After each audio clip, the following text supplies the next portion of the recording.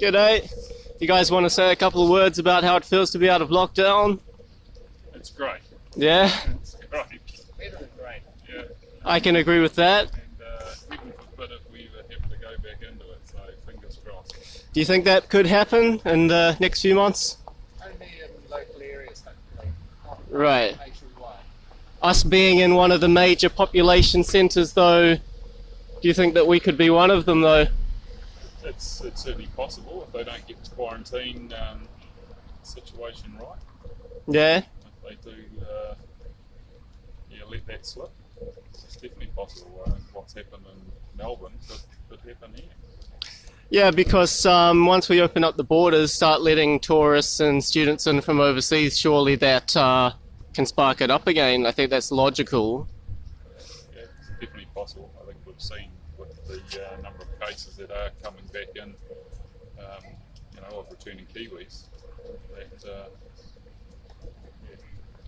What do you think generally about the next, say, 3 months or next 6 months in New Zealand, say, with the economy and whatnot? Do you think we're going to bounce back? I think there's already some reasonably good signs in a lot of parts of society that we're bouncing back already. Yeah, Tough, still tough for a lot sectors, tourism, absolutely. hospitality, but a lot of good signs, especially when you compare us with the rest of the world. Yeah, do you think we may have to look at, restructuring or refocusing in the economy, maybe even not so much on tourism or, just adapting to the new conditions? It could mean long-term changes, do you think?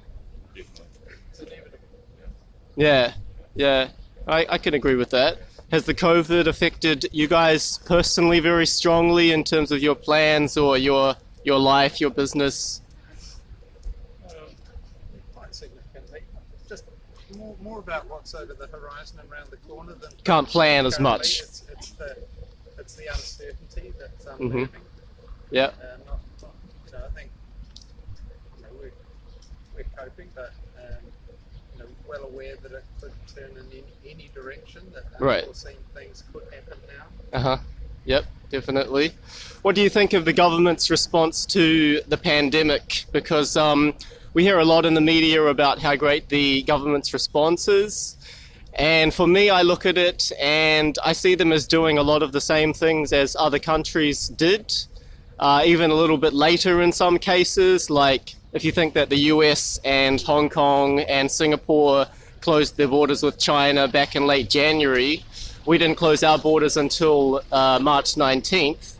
So do you think we just got lucky, or is it to do with population density or factors like that? What's your opinion?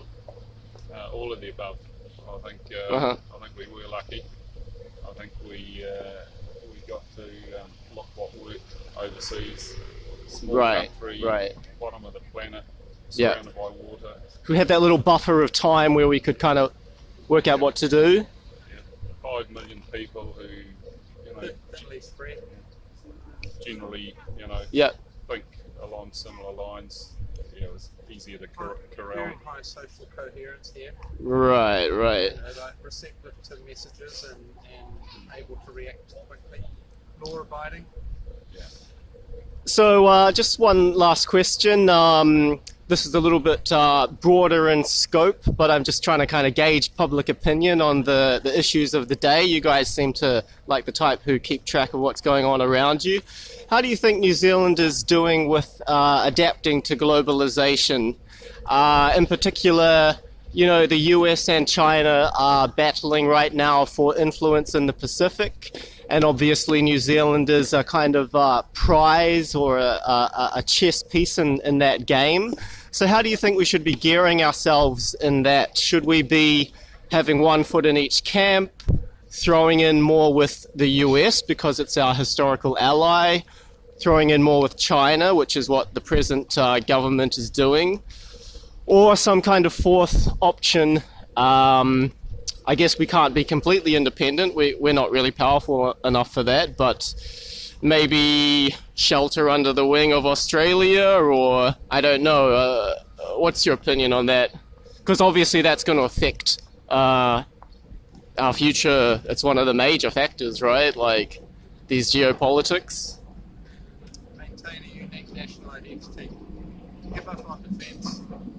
You don't think we should be on the fence? We can't defend a nation this size with the number of people we have, given the size of the economy. Right.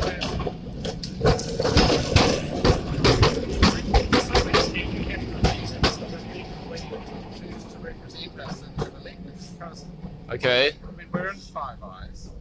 We're in Five Eyes for now. Yeah. Yeah, so we're in it donkey deep with, you know, we're aligned already.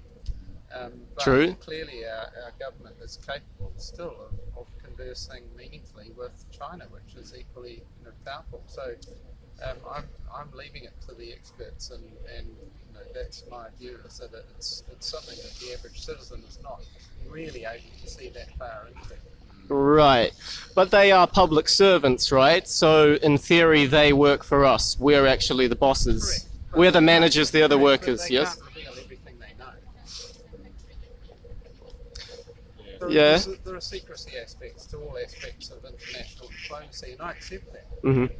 Especially when, as you're hinting at, that resources and you know, the general affluence in the global society might change. Yes. Yeah. No doubt. So you're a bit of the foot in one camp kind of option? I'll leave it to the people I, you know, contribute my vote to in an election Alright. on the basis of what they tell me and how convincing it is. All right. Do you have a high trust, would you say, in central government, the current central government? Yes. That's the impression that I'm getting. Yes.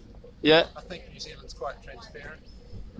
Is there a threshold of that trust that you think you're not going to go beyond? I mean, in terms of just general human nature, if you give a group of people sort of unlimited power, no checks and balances, then the potential for abuse There are obviously checks and arises. So there is a threshold there that you're not going to trust them, you know, completely without thinking there should be oversight, right? I don't think anyone does. I think our form of democracy and governance, regardless of who's in power, Yeah. we do have a very transparent rule of government.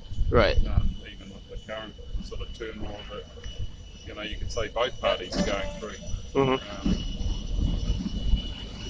I think we're small enough and transparent enough that have we got it perfect? No, by no means, but Yeah. pretty good. Yeah, like, but we do need some checks and balances. Would you agree on that? That any liberal democratic society needs checks and balances? The election process is fine. Yeah. 3 years is not long. All right. What's your guys' names? Craig? Craig? And I'm Alec. Alec? Yeah, my name's Dan. This is just for my Twitter. We don't really have community television in New Zealand anymore, so I'm just one of the amateur independent media trying to fill that gap, engage public opinion at the grassroots level. If you want to check out what I post, it's on my Twitter at Livesonnet, LIVESONNET. Thanks for talking. It was an interesting discussion. Good on you. Yeah, have a good day. Good luck. All right. Cheers, guys.